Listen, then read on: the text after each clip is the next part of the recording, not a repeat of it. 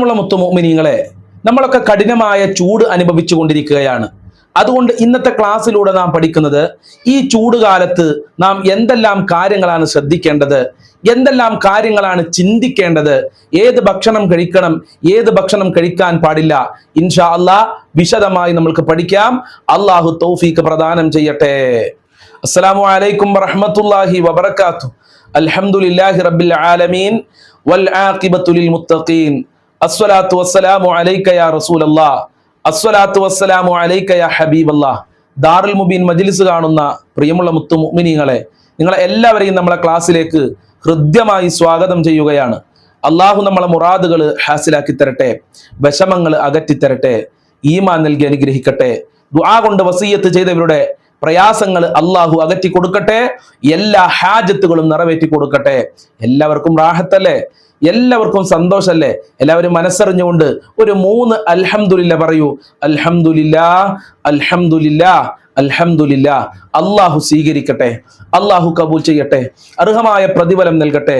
ഹംദ് പറഞ്ഞവരൊക്കെ അതൊന്ന് കമന്റിൽ എഴുതി വിടണം. ആരൊക്കെയാണ് ഹംദ് പറഞ്ഞത് എന്ന് ഉസ്താദിന് മനസ്സിലാക്കാനാണ്. അള്ളാഹു കബൂൽ ചെയ്യട്ടെ. പ്രിയമുള്ള മുത്തു മുഅ്മിനീങ്ങളെ, ക്ലാസ് തുടങ്ങുന്നതിന് മുമ്പ് ഞാനൊരു ക്വസ്റ്റ്യൻ ചോദിക്കുകയാണ്. അതും അറിയുന്നവർ കമന്റിൽ എഴുതി വിടുക. പ്രവാചകന്മാർക്ക് വഹി നൽകാൻ അള്ളാഹു ഏൽപ്പിക്കപ്പെട്ട മലക്കിന്റെ പേരെന്താണ്? ശരിക്കും മനസ്സിലാക്കുക. പ്രവാചകന്മാർക്ക് വഹി നൽകാൻ അള്ളാഹു ഏൽപ്പിക്കപ്പെട്ട മലക്കിന്റെ പേരെന്താണ്?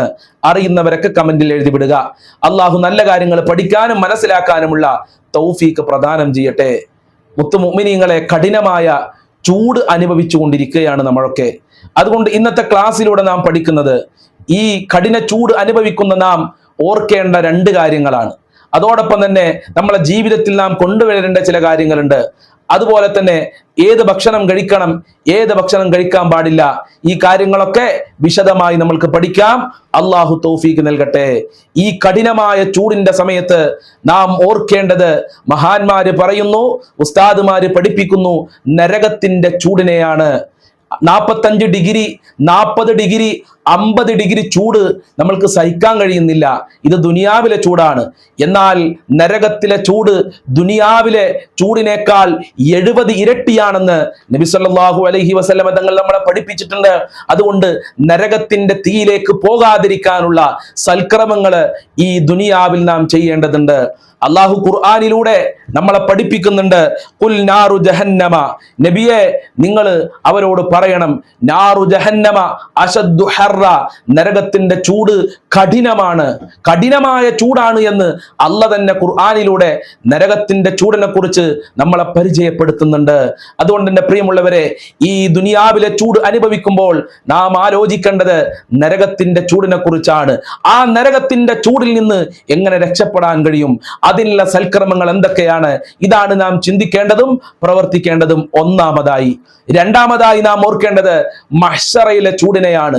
എത്രയോ കിലോമീറ്റർ അകലെയുള്ള സൂര്യന്റെ ചൂട് നമ്മൾക്ക് സഹിക്കാൻ കഴിയുന്നില്ലെങ്കിൽ ഒരു ചാണ് തലക്ക് മീതെ ആ സൂര്യൻ വന്ന് നിൽക്കുമ്പോൾ എത്ര വലിയ ചൂടുണ്ടാകും, എത്ര ചൂടായിരിക്കും നാം സഹിക്കേണ്ടത്.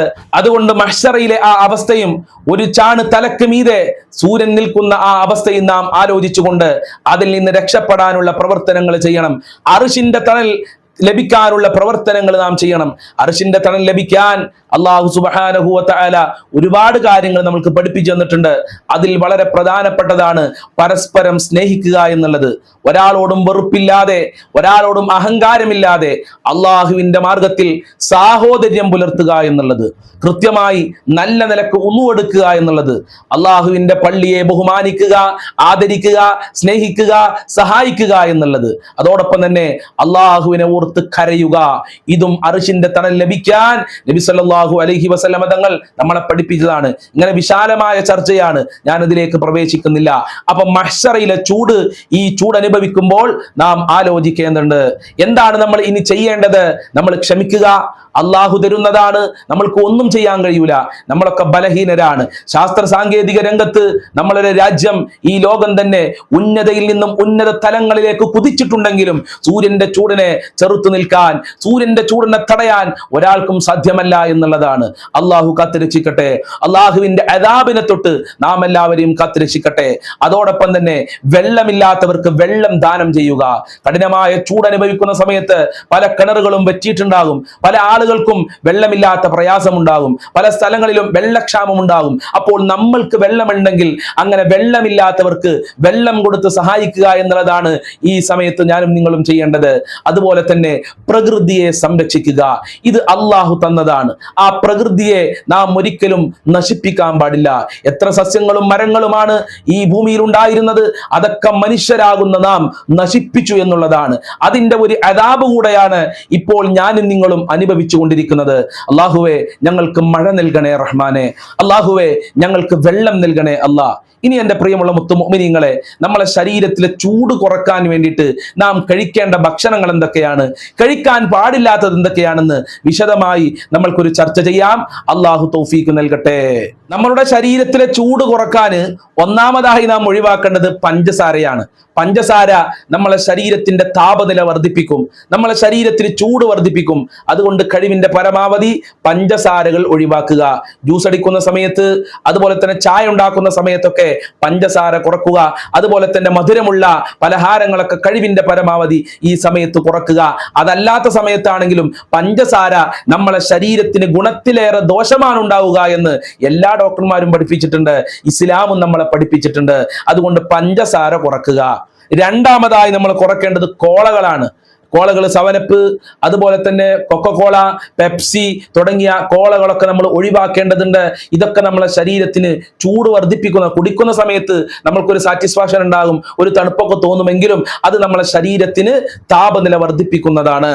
അതുപോലെ തന്നെ എരിവും മസാലയും പുളിയും ഒക്കെ കൂടുതലുള്ള ഭക്ഷണ സാധനങ്ങളൊക്കെ ഈ സമയത്ത് നമ്മൾ കുറക്കുക എന്നുള്ളതാണ്. തീരെ കഴിക്കണ്ട എന്നല്ല, ഒരു മിതമായ രൂപത്തിൽ കഴിച്ചിട്ടില്ലെങ്കിൽ നമ്മളെ ശരീരത്തിൽ എപ്പോഴും വിയർപ്പായിരിക്കും, നമ്മളെ ശരീരത്തിന് ഒരു പ്രയാസവും ഒരു ബുദ്ധിമുട്ടുണ്ടാകും. ഫാനിട്ടാലും നമ്മളെ ചൂട്, ശരീരത്തിന്റെ ചൂട് കുറയൂല, നമ്മളെ ശരീരത്തിൽ നിന്ന് വിയർപ്പ് ഇങ്ങനെ വന്നുകൊണ്ടിരിക്കും. അതുകൊണ്ട് കൂടുതലായി എരിവുള്ളതും അതുപോലെ തന്നെ മധുരമുള്ളതും എല്ലാ പലഹാരങ്ങളും നമ്മൾ ഒഴിവാക്കുക. അതുപോലെ വറുത്തതും പൊരിച്ചതുമായ എല്ലാ ഭക്ഷണ സാധനങ്ങളും ഈ സമയത്ത് നമ്മൾ കുറയ്ക്കുകയോ ഉപേക്ഷിക്കുകയോ ചെയ്യുക. അത് നമ്മളെ ശരീരത്തിന്റെ ചൂട് വർദ്ധിപ്പിക്കും. കോഴി പൊരിച്ചതാണെങ്കിലും ബീഫ് പൊരിച്ചതാണെങ്കിലും സമൂസയാണെങ്കിലും അങ്ങനെയുള്ള എണ്ണ പലഹാരമാണെങ്കിലും എന്താണെങ്കിലും ഈ സമയത്ത് നമ്മൾ കുറഞ്ഞിട്ടില്ലെങ്കിൽ നമ്മളെ ശരീരത്തിന് വല്ലാത്ത പ്രയാസം ഉണ്ടാകും. അതുപോലെ തന്നെ അമിതമായ മാംസാഹാരങ്ങളൊക്കെ ഒഴിവാക്കണം. ബീഫാണെങ്കിലും ചിക്കൻ ആണെങ്കിലും മട്ടൻ ആണെങ്കിലും ഒക്കെ അങ്ങനെ തന്നെയാണ്. അതൊക്കെ നമ്മളെ ശരീരത്തിന് നല്ല പ്രോട്ടീൻ നൽകുമെങ്കിലും ഈ സമയത്ത് നമ്മൾ കുറച്ചിട്ടില്ലെങ്കിൽ നമ്മൾ ഒരു 10 പ്രാവശ്യം കുളിച്ചാലും നമ്മളെ ശരീരത്തിലെ വിയർപ്പ് നിൽക്കൂല, നമ്മളെ ശരീരത്തിലെ ചൂട് കുറയുകയില്ല എന്നുള്ളതാണ്. അതോടൊപ്പം തന്നെ കഫീൻ അടങ്ങിയ ഭക്ഷണങ്ങളൊക്കെ ഒഴിവാക്കുക. കഫീൻ അടങ്ങിയ ഭക്ഷണം എന്ന് പറയുമ്പോൾ ചായ അതിൽപ്പെടും, കോഫി അതിൽപ്പെടും, ചോക്ലേറ്റ് അതിൽപ്പെടും, കോളകളൊക്കെ അതിൽപ്പെടും എന്നുള്ളതാണ്. അത് നമ്മളെ മക്കൾക്കും കൊടുക്കരുത്. കാരണം വല്ലാത്ത ചൂടാണ്, പ്രകൃതി തന്നെ ചൂടാണ്, ഭൂമി തന്നെ ചൂടായിക്കൊണ്ടാണ്. അപ്പൊ നമ്മളെ ശരീരം ചൂടായാൽ എന്തായിരിക്കും അവസ്ഥ? ഭൂമിയും ചൂട്, നമ്മളെ ശരീരം ചൂട്, നമ്മൾ താമസിക്കുന്ന സ്ഥലം ചൂട്, വല്ലാത്ത പ്രയാസം ഉണ്ടാകും. അള്ളാഹു മനസ്സിലാക്കാനുള്ള തൗഫീഖ് പ്രദാനം ചെയ്യട്ടെ. ഇനി നമ്മളെ ശരീരത്തിലെ ചൂട് കുറക്കാൻ കഴിക്കേണ്ട ഭക്ഷണങ്ങൾ എന്തൊക്കെയാണ്? അതും ഡോക്ടർമാർ നമ്മളെ പഠിപ്പിക്കുന്നുണ്ട്. അതിൽ വളരെ പ്രധാനപ്പെട്ടതാണ് തണ്ണിമത്തം എന്ന് പറയുന്നത്.